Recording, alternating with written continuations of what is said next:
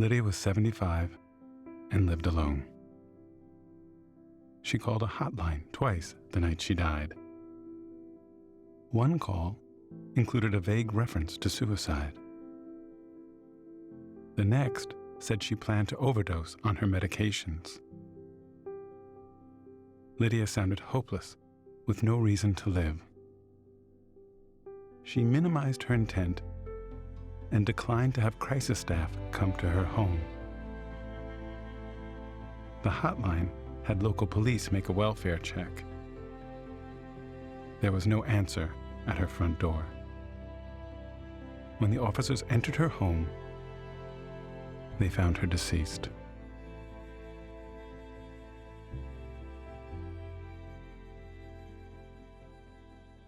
It's estimated that for every 4 attempts by older adults, 1 person will die. Compare that to other age groups, it's the attempt to death ratio is 200 to 1.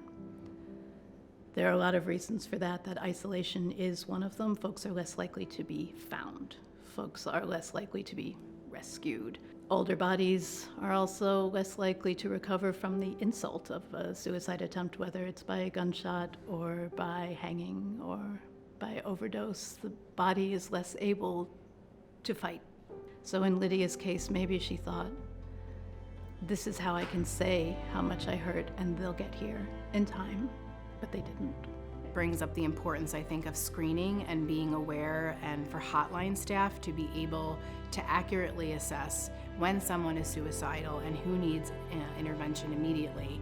In that case, it was great that the hotline folks responded and sent out support. Unfortunately, it was too late. We talk to folks every day that can casually mention suicide or thoughts of isolation or depression.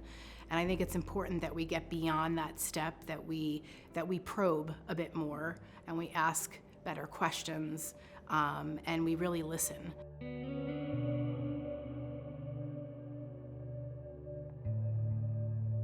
Older adults die by suicide at a rate greater than any other age group. And that comes as a surprise to most people because, like so much of the rest of our society, our attentions are focused on the young. And that's appropriate, and that needs to be done, but it's done to the exclusion of older adults who already feel isolated, overlooked, and not part of the global conversation about this. Ageism is a very pervasive problem in our society. I don't think you become aware of it until you're actually old yourself. And it kind of manifests itself in a lot of innocuous ways, like, aren't you ever going to retire? We're all going to get old, hopefully.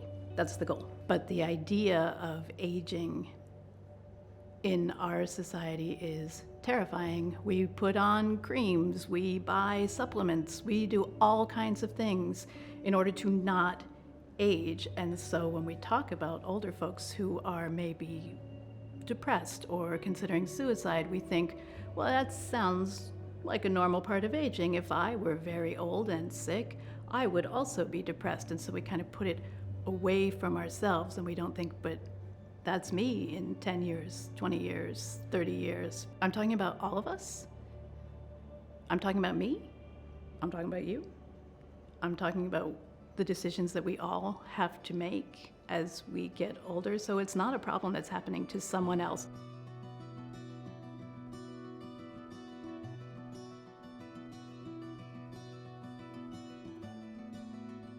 If we were to normalize talking about suicide, and instead of making it someone else's problem, make it everybody's problem, if we could all take on some of that, suicide prevention is a public health thing that we need to protect our communities, not just at the individual level. We always think of individuals when it comes to suicide, what was going on with that person, why did they do that? But if we were to pull that back a little and think about what's going on in communities, if we had not just helplines, but maybe drop-in centers or places where older adults could go. I know there are senior centers, and I always recommend them to my older adults when I'm working with them, but the number one response I have had to that is, I don't want to go there. There's a bunch of old people there.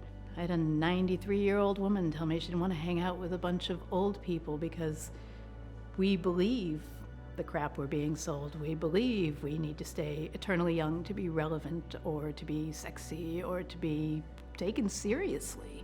And if we don't see that young, independent person in the mirror anymore, where do we go? I think it's valuing our older adults, valuing the experiences that they have. I mean, they're an untapped wealth of lived experiences. We've decided that wisdom is about keeping up with change and not about sort of a broader view, a retrospective kind of intelligence. We're all living in the now. We're all living for the future. And we could all stand to step back and be like, what does this all mean? What are the patterns here? And that's something that older adults are in a unique position to give us, if only we would ask them.